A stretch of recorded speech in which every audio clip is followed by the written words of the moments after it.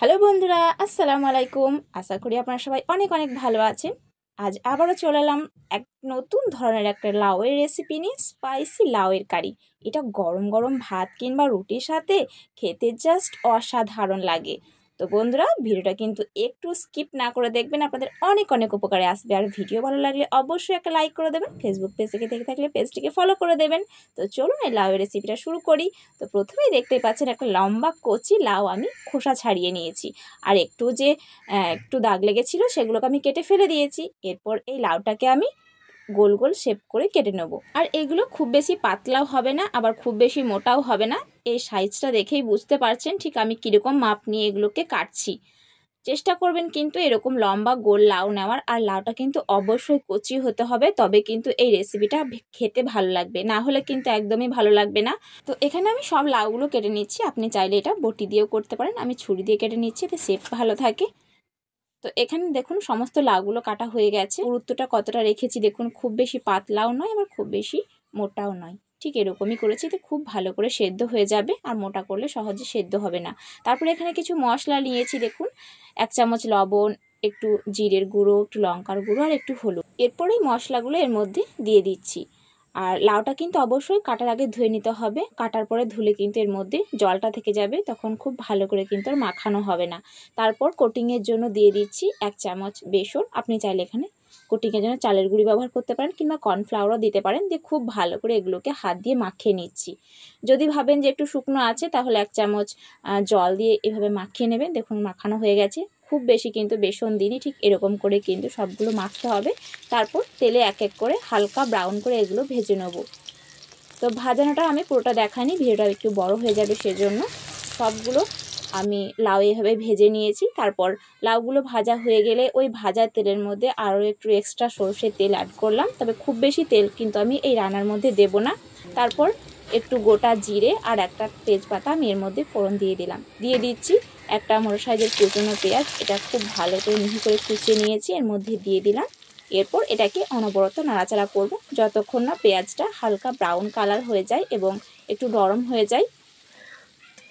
তো খুব ভালো করে নাড়াচাড়া করে নিচ্ছি। তো এখানে প্রায় 5 মিনিট মতো পেঁয়াজটাকে ভেজে নিয়েছি। দেখুন কালারটা খুব সুন্দর চেঞ্জ হয়ে গেছে আর নরমও হয়ে গেছে। এরপর এখানে দিয়ে দিচ্ছি 2 চামচ মতো আদা এবং কাঁচা লঙ্কা বাটা। এখানে কিন্তু আমি রসুন ব্যবহার করিনি, এই রান্নার মধ্যে রসুনটা দিলে গন্ধটা একদমই ভালো লাগে না। তো খুব ভালো করে মিশিয়ে নেবো যতক্ষণ না আদার কাঁচা গন্ধটা চলে যায়।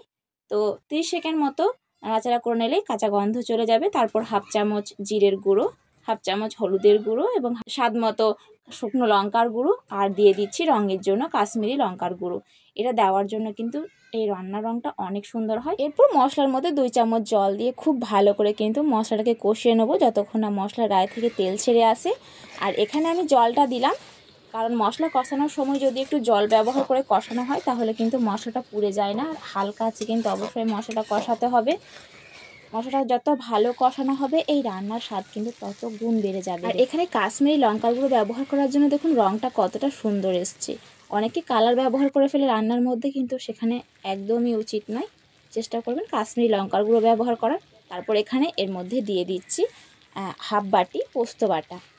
ছোট্ট একটা বাটিতে 1/2 বাটি পোস্ত একদম মিহি করে বেটে নিয়েছি, তারপর এর মধ্যে দিয়ে দিচ্ছি। অবশ্যই কিন্তু মশলাটা খুব ভালো করে কষানোর পরে এই পোস্তটা দেবেন। দেওয়ার পরে 1 মিনিট মতো খুব ভালো করে মশলার সাথে পোস্তটা কষিয়ে নেবো। হালকা একটু কাঁচা গন্ধ আছে, সেটা চলে গেলেই হয়ে যাবে। পোস্ত খুব বেশিক্ষণ কিন্তু রান্না করতে হয় না। তো হালকা আছে খুব ভালো করে নাড়াচাড়া করে আমি মশলার সাথে কষিয়ে নিচ্ছি। এরপর এখানে দিয়ে দিচ্ছি স্বাদ মতো লবণ। লবণটা দিয়ে আবারও কিছুক্ষণ পোস্তটা খুব ভালো করে মশলার সাথে মিশিয়ে নিচ্ছি। যখন দেখবেন যে পোস্তটা মেশানোর পরে মশলার যেই তেলটা আগে ভেসে এসেছিলো সেটা আবারও ভেসে উঠেছে, তখন বুঝবেন মশলাটা খুব ভালো করে কষানো হয়ে গেছে। এবং পোস্তটা কষানোর পরে এটাকে 1 মিনিট পর্যন্ত ফুটিয়ে নেব। তো লাউয়ের এই গ্রেভিটা আমি 1 মিনিট পর্যন্ত খুব ভালো করে ফুটিয়ে নিচ্ছি। এরপর আমি এর মধ্যে দিয়ে দিচ্ছি 1 বাটি গরম জল। এই রান্নার মধ্যে গরম জল ব্যবহার করলে রান্নার কালার এবং স্বাদ কিন্তু খুব ভালো থাকে, কোনো রকম পরিবর্তন হয় না। এখানে জলের পরিমাণটা হচ্ছে বড়াগুলো ডুবে থাকবে ঠিক সেই পরিমাণ মতো জল দেব। এই রান্নাটা অনেকটা গ্রেভিযুক্ত হবে, একটুও ঝোল থাকবে না, তো সেই বুঝে কিন্তু জলটা এখানে ব্যবহার করতে হবে। তো এরপর জল দেওয়ার পরে এটাকেও আমি 1 মিনিট পর্যন্ত খুব ভালো করে ফুটিয়ে নিয়েছি। নেওয়া হয়ে গেলে খুন্তি দিয়ে একটু নাড়াচাড়া করে মিশিয়ে নিচ্ছি এই ঝোলটাকে। তারপর আমি এর মধ্যে এক এক করে বড়াগুলো ফেলে দেবো। তো এখানে 1 মিনিট পর্যন্ত খুব ভালো করে ফোটানো হয়ে গেলে দেখুন এরকম হালকা ব্রাউন করে বড়াগুলো ভেজেছিলাম, আপনাদের দেখানো হয়নি। এক এক করে সমস্ত বড়াগুলো আমি এর মধ্যে দিয়ে দিচ্ছি। আমরা যেভাবে বেগুন ভাজি করি ঠিক সেভাবে কিন্তু এই বড়াগুলোকে ভাজতে হবে। হালকা একটু কালার চেঞ্জ হলেই উল্টো পাল্টা করে ভেজে নেবেন। এখানে সমস্ত বড়াগুলো দেওয়া হয়ে গেছে। এরপর একটা খুন্তি নিয়ে আলতো করে এভাবে খুন্তিটা ভরে ভরে নেড়ে দেবো যাতে এগুলো ভেঙে না যায়, কারণ খুব বেশি জোরে কিন্তু নাড়াচাড়া করলে এগুলো ভেঙে যেতে পারে, কারণ কচি লাউ আছে, তো সাবধানে কিন্তু অবশ্যই নাড়াচাড়া করবেন। এরপর এটাকে মাঝারি আঁচে আমি 5 থেকে 7 মিনিট পর্যন্ত খুব ভালো করে ফুটিয়ে নেবো। এতে কি হবে, ঝোলটা অনেকটা টেনে যাবে আর লাউগুলো কিন্তু খুব ভালো করে সেদ্ধ হয়ে যাবে। লাউগুলো কাঁচা ছিল কিন্তু ভাজার সময় একটু সেদ্ধ হয়ে গেছে আর রান্নার সময় একটু সেদ্ধ হয়ে গেছে। দেখুন লাউগুলো কিন্তু দেখেই বুঝতে পারছেন খুব ভালো করে কিন্তু রান্না হয়ে গেছে। এরপর এটাকে আমি উনান থেকে নামিয়ে নেবো। আপনি চাইলে শেষে কিন্তু গরম মশলা গুঁড়ো কিংবা ধনেপাতা কুচি দিয়ে নামিয়ে নিতে পারেন। তো বন্ধুরা দেখে নিলেন তো কতটা সহজ এবং কম সময়ের মধ্যেই দুর্দান্ত স্বাদের লাউয়ের ঝাল ঝাল রেসিপিটা বানিয়ে দেখালাম। যারা লাউ খেতে পছন্দ করে না, একদম বিরক্ত হয়ে গেছে একই রকম লাউ খেতে খেতে, তারা এভাবে একবার বানিয়ে দেখবেন। মশলার সাথে পোস্ত মিশিয়ে এই রান্নাটা জাস্ট অসাধারণ। গরম গরম ভাত কিংবা রুটির সাথে দারুণ লাগে খেতে। তো বন্ধুরা আজকের রেসিপিটা কিন্তু অবশ্যই বাড়িতে বানিয়ে দেখবেন আর কেমন হয়েছে কমেন্টে অবশ্যই জানাবেন।